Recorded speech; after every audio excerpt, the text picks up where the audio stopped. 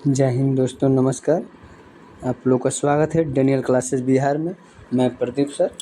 और आज हम लोग का टॉपिक है साइंस का जो वन लाइनर क्वेश्चन चल रहा है क्लास 6 से क्लास 10 तक। आज हम लोग क्लास 6 पढ़ेंगे। हम लोग अध्याय 6 पढ़ेंगे। और जो हम लोग का टॉपिक है आज का, हम लोग का साइंस का टॉपिक है क्लास 6 से लेकर क्लास 10 तक हम लोग का आज का टॉपिक है। हम लोग अध्याय 7 का यानी क्लास 7 का अध्याय 6 पढ़ेंगे आज हम लोग।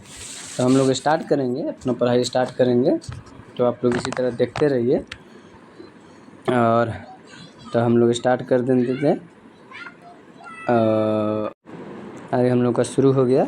ये इम्पोर्टेंट भाग है, सभी इम्पोर्टेंट भाग है, जितना है सभी है। आज का वीडियो थोड़ा लंबा होगा, लेकिन लंबा चला जाएगा। वन लाइनर क्वेश्चन है, आप रिवीजन किए हुए हैं तो एक बार ज़रूर देखिए इसको। बिल्कुल ऑटोमेटिक सवाल में आ गया। क्लास 6 के लेकर क्लास 10 तक है। सभी सब्जेक्ट को लाएंगे पारा पारी, एक के बाद एक सब सब्जेक्ट को लाया जाएगा। और हम लोग स्टार्ट कर देते हैं।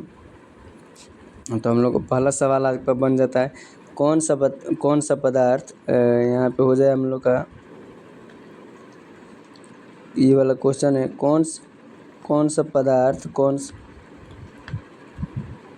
हाँ, तो हम लोग का आ गए। हाँ, तो हम लोग स्टार्ट कर देते हैं। इसमें पहला क्वेश्चन है कि कौन सा पदार्थ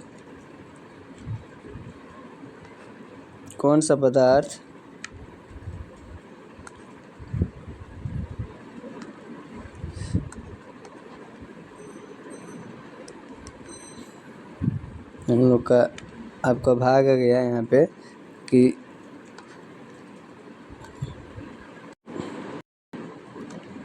कहने नहीं आ रहा यार, हम लोग का भाग आ गया। सवाल है, कौन सा पदार्थ हमारी पेशियों में संचित होता है जिसे ऐंठन होती है। नहीं आ रहा है। ओ कलर डिवाइड हो गया है। तो हम लोग रेड ले लेते हैं, वाइट हो गया था इसलिए नहीं आ रहा था। तो चलिए हम लोग स्टार्ट कर देते हैं, आगे तरफ बढ़ते हैं। पहला क्वेश्चन हम लोग के पास ये रहा क्वेश्चन कि पहला क्वेश्चन है, और पहला क्वेश्चन हो गया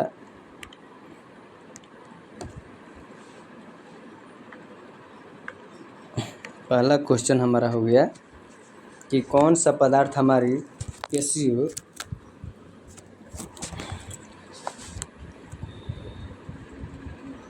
संचित होता है जिसे ऐंठन होती है। तो लैक्टिक अम्ल के चलते हमारे शरीर में दर्द होता है, उसके बाद वाला क्वेश्चन हम लोग देख लेते हैं, किस प्रक्रिया द्वारा ग्लूकोज को एक अणु से 2 अणु में पाइरूवेट का निर्माण होता है। तो अवायवीय श्वसन द्वारा। हम लोग आगे बढ़ते हैं। पाइरूवेट का पूर्ण ऑक्सीकरण कहाँ होता है। तो माइक्रोकांडिया में। अंत स्वांतिम वायु तथा उच्च शीत वायु में ऑक्सीजन का प्रतिशत कितना होता है। तो आपका 21% तथा 16% हो जाता है। 16% हो जाता है। मानव शरीर की कौन सी वक्ष गुहा से अलग करती है।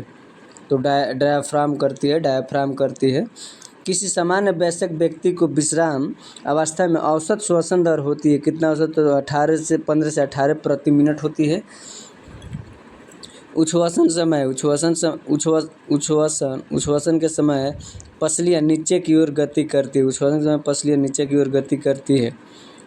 आगे बढ़ते हैं। जीवन की सबसे कार्यात्मक एवं संरचनात्मक इकाई क्या है। कोशिका होती है। कोशिका सबसे महत्वपूर्ण हमारे शरीर का चीज़ है। कोशिका श्वसन में ग्लूकोज को पाइरूवेट अम्ल बनाना कहलाता है। ग्लाइकोलिसिस कहलाता है। और इसमें आज हम लोग सर्वाधिक O2 का परिवहन किसके द्वारा होता है। सर्वाधिक O2 का परिवहन किसके द्वारा होता है। तो लाल रक्त कोशिकाओं यानी RBC के द्वारा। रेड ब्लड कॉर्पोरेशन, RBC का फुल फॉर्म होता है रेड ब्लड कॉर्पोरेशन, ये होता है। यहाँ पे आ जाता है रेड ब्लड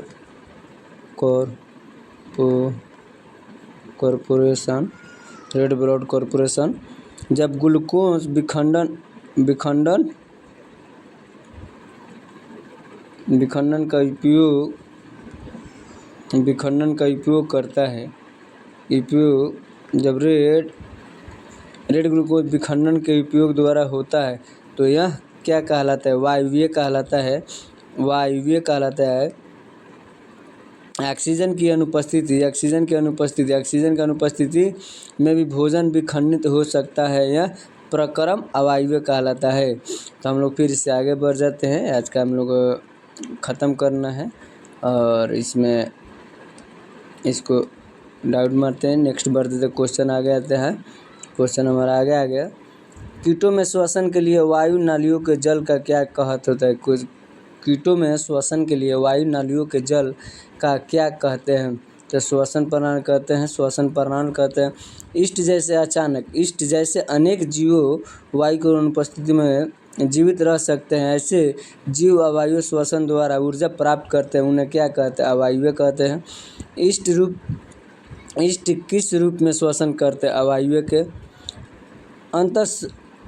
अंत श्वसन में समय डायफ्राम किस ओर गति करता है? नीचे की ओर करता है। हमारी पेशी कोशिकाओं किस रूप में श्वसन कर सकती है? लेकिन ये ऐसा थोड़े समय तक ही कर सकती है, अवायवीय के कारण। कौन सा प्रक्रम उस समय होता है जब ऑक्सीजन की अस्थायी रूप से कमी हो जाती है? अवायवीय के कारण। अत्यधिक व्यायाम करने के लिए आपकी परेशानी पेशियों में ऐंठन क्यों होती है? अवायवीय के कारण। एक कोशिकीय जीव जिसमें अवायवीय श्वसन होता है, ईस्ट के कारण। अत्यधिक व्यायाम करने के बाद पेशियों में ऐंठन किसके कारण होती है? लैक्टिक अम्ल के कारण। ऑक्सीजन में समृद्ध वायु को शरीर के अंदर लेना क्या कहलाता है? अतिश्वसन कहलाता है। कार्बन डाइऑक्साइड समृद्धि वायु को बाहर निकालना क्या उच्छ्वसन कहलाता है। जो अंदर लेते हैं श्वसन और जो निकालते हैं बाहर अश्वसन, उच्छ्वसन कहते हैं। तो फिर हम लोग आगे की तरफ बढ़ जाते हैं इसको, और फिर हम लोग आगे आते हैं। कोई एक व्यक्ति 1 मिनट में जितनी बार श्वसन करता है वह उसकी श्वसन दर कहलाती है। उसकी क्या कहलाती है? श्वसन दर कहलाती है। पत्तियों में वायु में विनिमय के लिए क्या पाए जाते हैं? किस जीव में श्वसन में ग्लूकोज का विखंडन अल्कोहल में होता है? किस जीव में श्वसन यहाँ पे जो है इसको बताएंगे। विखंडन अल्कोहल में होता है, ईस्ट में। फेफड़े स्थित होते हैं वक्ष गुहा में। वह गुहा पार्श्व में घिरी रहती है पसलियों से। वक्ष गुहा को आधार प्रदान करती डायफ्राम करती है। फेफड़ा की सुरक्षा कौन करता है? पिंजर करता है। अंतःश्वसन के समय पसलियाँ किस और गति की ओर करता है? ऊपर और बाहर की तरह करता है। खुला परिसरण तंत्र किस में पाया जाता है? दोस्तों यहाँ पे देख लीजिए, खुला परिसरण तंत्र किस में पाया जाता है? कॉकरोच में। कोशिका के अंदर ऑक्सीजन का उपयोग करने पर भोजन किस में? कार्बन डाइऑक्साइड में और जल में, जल में। पादप के किस भाग द्वारा प्रकाश संश्लेषण है? तो वायु में कार्बन डाइऑक्साइड ली जाती है, रंध्र के द्वारा। जीव जो वायु की अनुपस्थिति में जीवित रह सकते हैं, इनमें क्या कहलाते हैं? अवायवीय जीव कहलाते हैं। नासा गुहा से वायु श्वास नली से होकर किस में प्रवेश करती है? फेफड़ा में। अत्यधिक व्यायाम करने में श्वसन दर कितनी देर तक बढ़ जाती है? अत्यधिक व्यायाम करने में श्वसन दर कितनी देर तक है? तो 25 बार प्रति मिनट बढ़ जाती है। हम लोग एक्सरसाइज जो करते हैं 25 बार प्रति मिनट बढ़ जाती है। उसके बाद हम लोग फिर इसको आगे नेक्स्ट पेज में चलते हैं।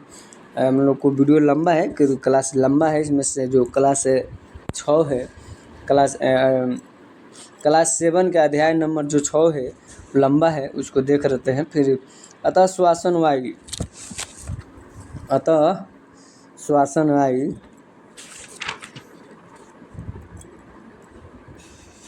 नासा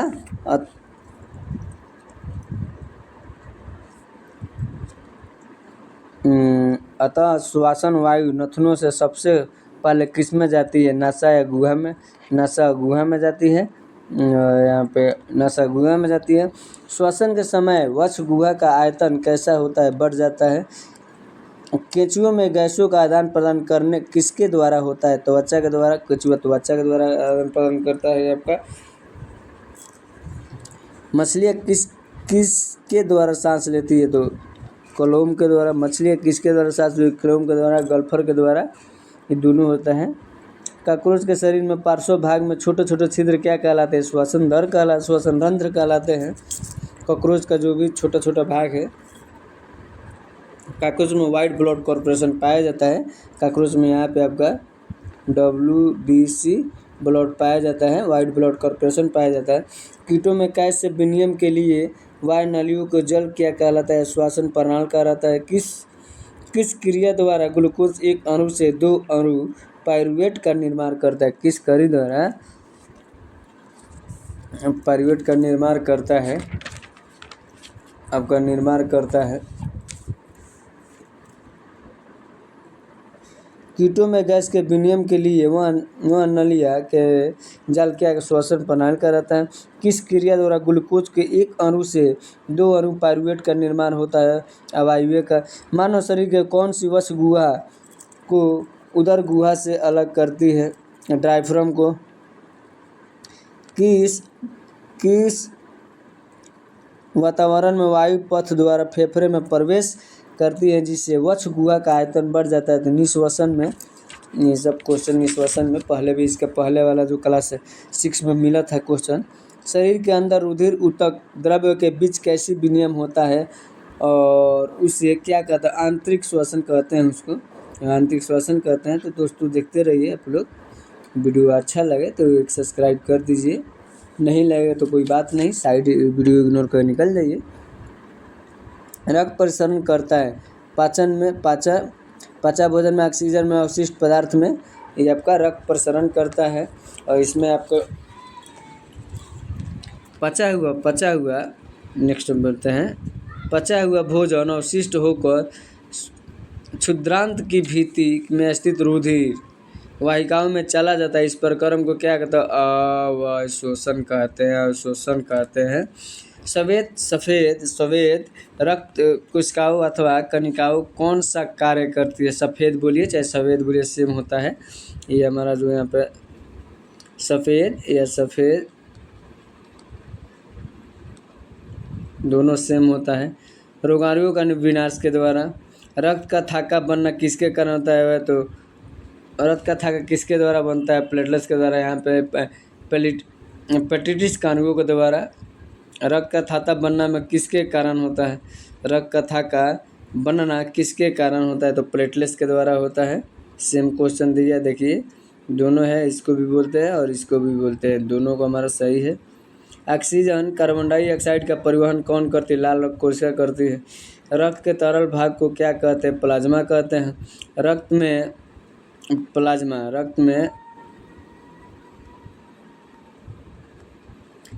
प्लाज्मा नामक एक तरल मैट्रिक्स होता है जिसे लाल रक्त कणिका, सफेद रक्त कणिका प्लेटलेट्स करते हैं। किस रक्त समूह में कोई एंटीजन नहीं होता है? तो ओ में। किस रक्त समूह कोई एंटीजन नहीं होता है? ओ में। रक्त समूह की खोज किसने की थी? कार्ल लैंडस्टेनर ने की थी। और किसने पता लगाया कि ये बीओ रुधिर वर्ग मनुष्य का एक अनुवांशिक लक्षण है? तो बर्नस्टीन ने। शरीर हमें कौन से संक्रमण से रक्षा करती है? शरीर हमें कौन से संक्रमण से रक्षा WBC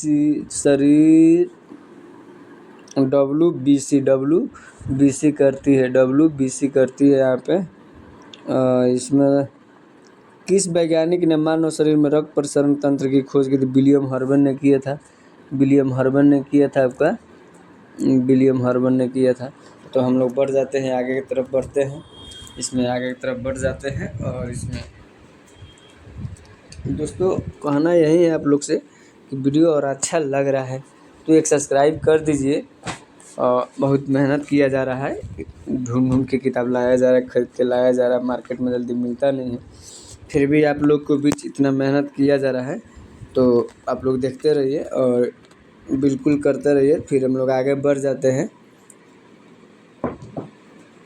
जाते हैं और इसमें क्वेश्चन आता है रुधिर को हृदय से विभिन्न अंगों में ले जाती है। क्या ले जाती है? धमनियाँ ले जाती है, जो रुधिर को विभिन्न अंगों में, रुधिर को हृदय में विभिन्न अंगों में ले जाती है। रुधिर धमनियाँ ले जाती है, ये हमारा धमनियाँ ले जाती है, और धमनियाँ ले जाती है। और हृदय में ऑक्सीजन समृद्ध रक्त को शरीर में सभी भागों में कौन सी रक्त वाहिनी ले जाती है? धमनी। कार्बन डाइऑक्साइड समृद्ध रक्त को शरीर के सभी भागों में वापस हृदय में ले जाती है शिराएं। चिकित्सा हृदय कंपन को मापने के लिए किस यंत्र का उपयोग करते हैं? स्टेथोस्कोप को। हृदय के मापने के लिए स्टेथोस्कोप को एक हृदय 1 मिनट में आपको 72 बार धड़कता है। सामान्य मनुष्य का 72 बार धड़कता है आपका। हृदय की वैद्युत गतिविधियों का भी लेखन प्रक्रिया ईसीजी होता है।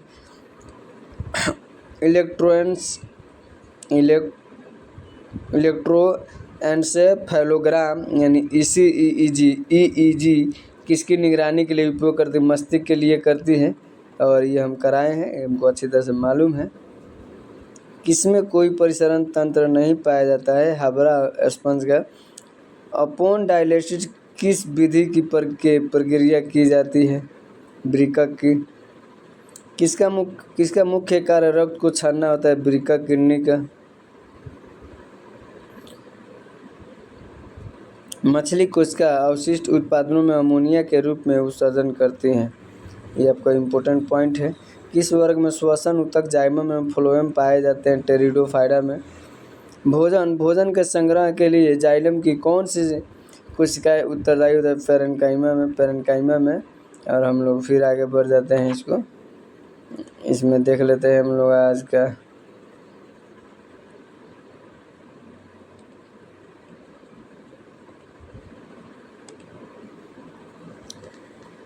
रंध्र। ऊपर देख लेते हैं सवाल हमारा। रंध्र पत्तों में पाया जाता है।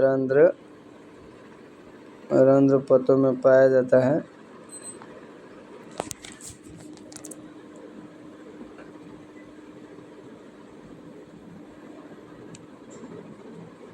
कौन सी रक्त वाहिनी कार्बन डाइऑक्साइड समृद्ध रक्त को हृदय से फेफड़ा तक फुसफुस ले जाती है?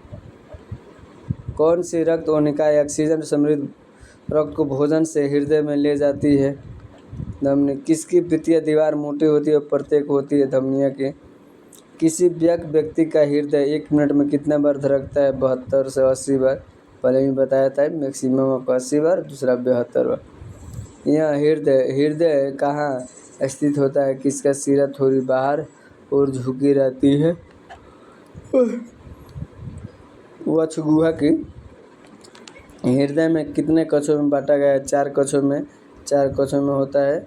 दुआली और दुनिलय होता है। इसी तरह 4 कक्ष में के यहाँ पे निलय और दोनों होता है। आलित कक्ष में बांटा गया है। हृदय के निचले कक्ष को क्या कहते हैं? तो निलय कहते हैं। यहाँ पर है, यहाँ पर निलय हो जाएगा, यहाँ पर आलिद हो जाएगा। किसके रूप में उत्सर्जित करती है? सीधे जल में घुल अमोनिया के कारण। किसके कारण रक्त का रंग लाल होता है? हीमोग्लोबिन के कारण। हमारे शरीर के ताप को श्वसन, पसीना का तथा वाष्पन के द्वारा नियंत्रण कौन करता है? जल करता है। किसका मुख्य कार्य जल का करता है?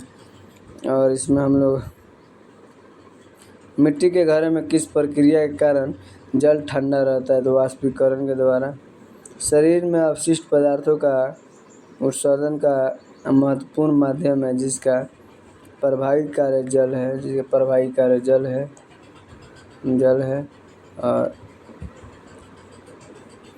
जल है। फिर हम लोग आगे बढ़ जाते हैं, नेक्स्ट सवाल की तरफ बढ़ जाते हैं हम लोग।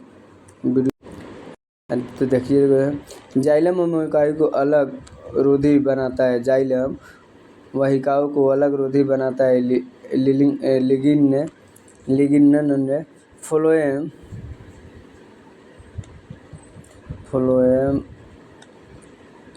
फ्लोएम पौधों का संवहनी ऊतक होता है जो पोषकों का परिवहन करता है। फ्लोएम पोषकों का परिवहन करता है।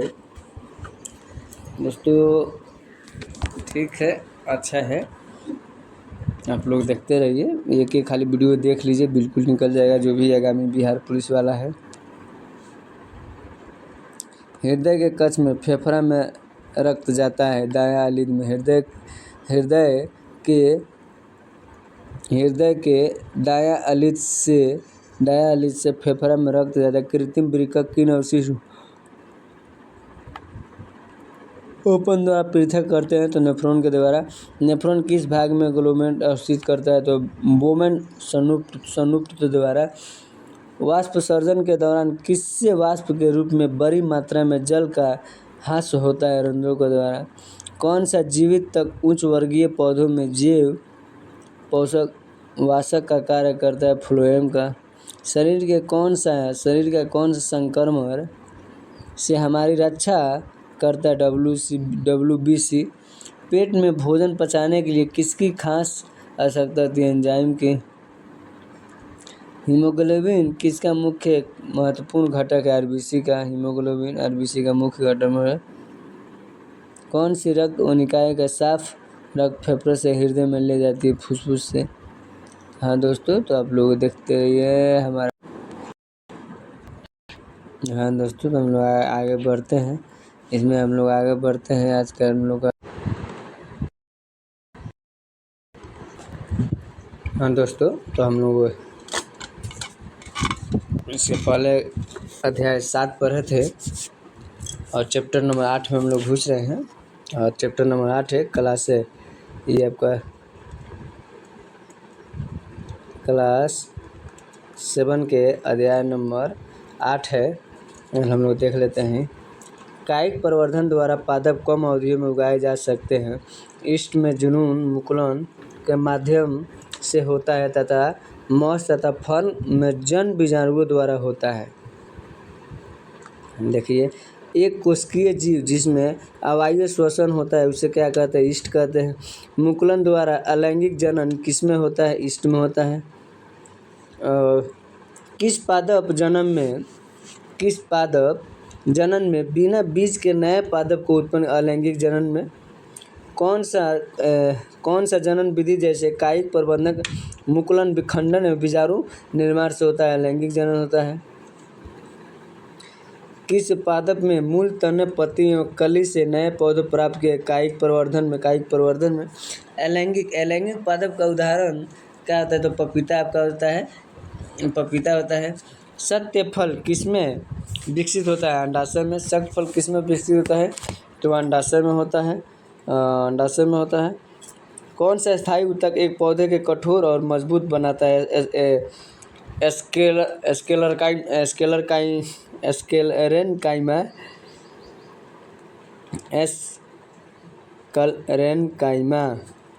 एकलिंगीय पुष्प क्या होता है मक्का होता है एकलिंगीय पुष्प। ककड़ी और खीरा के पौधे को एकलिंगीय हो जाता है।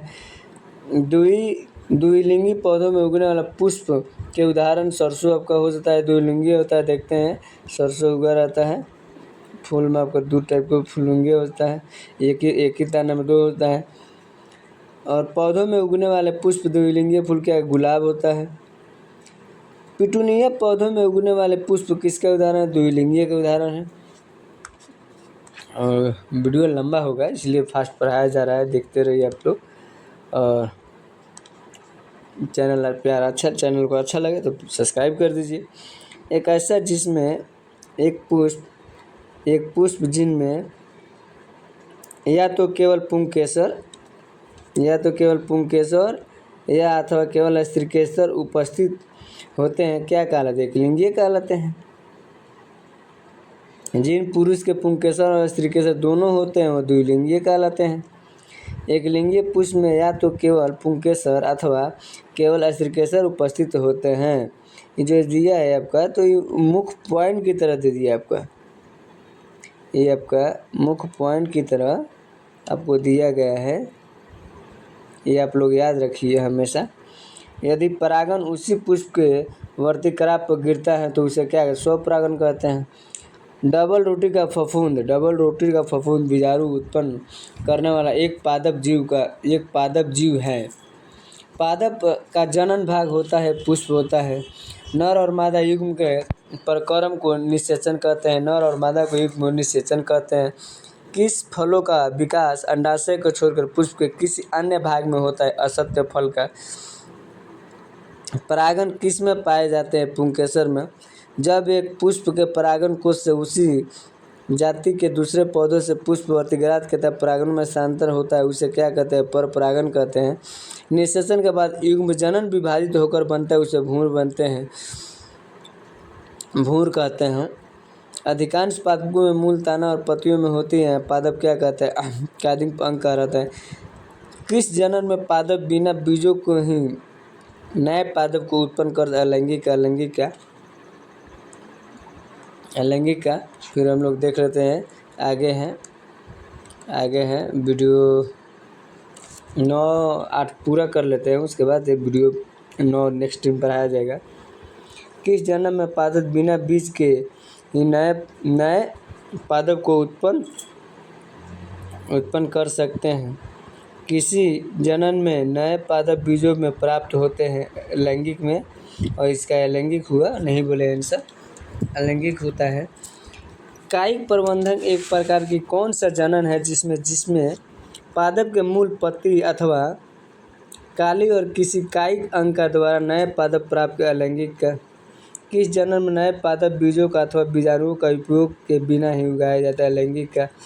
तालाबों अथवा ठहरे हुए पानी के अन्य जलाशयों में हरे रंग का और फिंकी गुच्छे फिसलनदार तैरते हुए देखे होंगे, वो क्या कहलाता है? शैवाल कहलाता है, जो काई की तरह नहीं रहता है, हम लोग को देहात में काई बोला जाता है।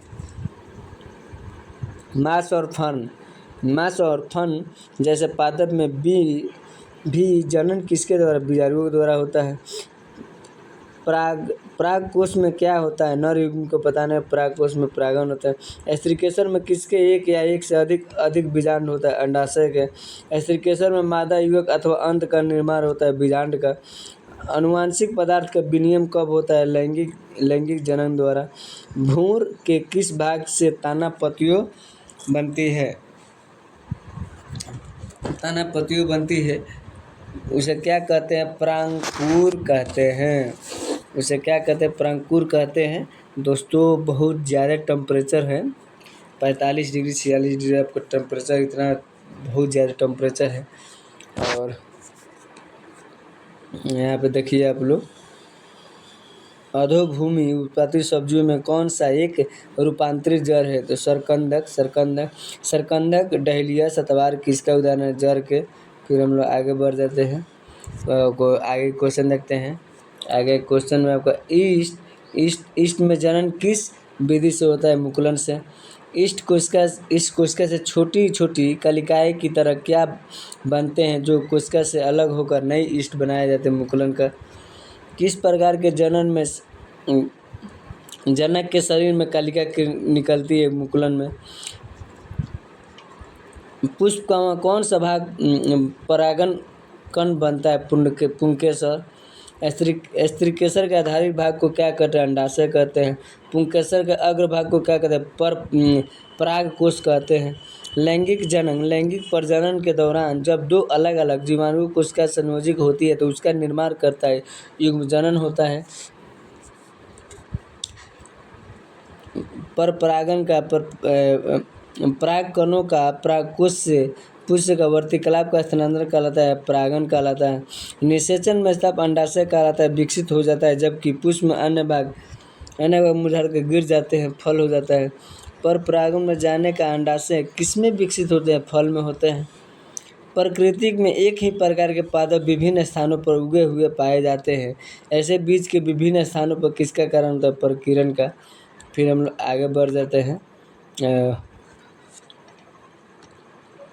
प्रकीर्णन का। तो पादप में जनन कितने प्रकार के होते हैं? 2 प्रकार के होते हैं। और अधिकांश पादप में क्या पाया जाता है? मूल, तना, पत्ती, उपरोक्त में सभी है। कायिक किसका अंग नहीं होता है? पुष्प का। कायिक किसका अंग नहीं होता है? पुष्प होता है। पुष्प कायिक, पुष्प अंग नहीं होता है। बीजाणु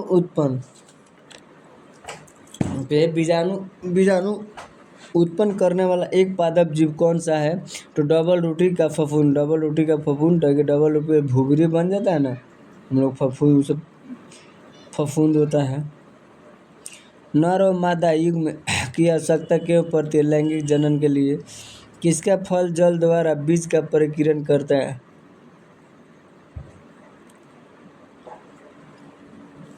बीज का परिकीरण करता है नारियल का। स्त्रीकेसर का भाग वो कौन सा होता है? अंडाशय का। किसमें मादा युग्म होता है? अंडाशय में। किसमें पौधे का नर युग्म स्थित होता है? परपरागन में। परपरागन में। और फिर हम लोग आगे बढ़ जाते हैं, अध्याय 9 है और हम लोग को आज तक वीडियो यहीं पे ख़त्म कर देते हैं। और फिर हम लोग वीडियो लंबा हो जा रहा है, बहुत ज़्यादा लंबा हो जाता है। आज वीडियो 30 मिनट का है और इससे फिर पढ़ाया जाएगा, तो आप लोग देखते रहिए, प्यार खूब देखिए डेनियल क्लासेस। आप लोग को और वीडियो अच्छा लगे तो चैनल को प्यार कीजिए, सब्सक्राइब कर दीजिए, शेयर कीजिए, एक लाइक कर दीजिए, हमको भी खुशी मिलेगी। चलिए, बच्चों को अच्छा लग रहा है, इतना मेहनत कर रहा है, ओके ठीक है। फिर आप लोग से हम मिलते हैं, नेक्स्ट वीडियो में मिलते हैं आपको। जय हिंद दोस्तों, बाय बाय। जय हिंद, बाय बाय बाय बाय।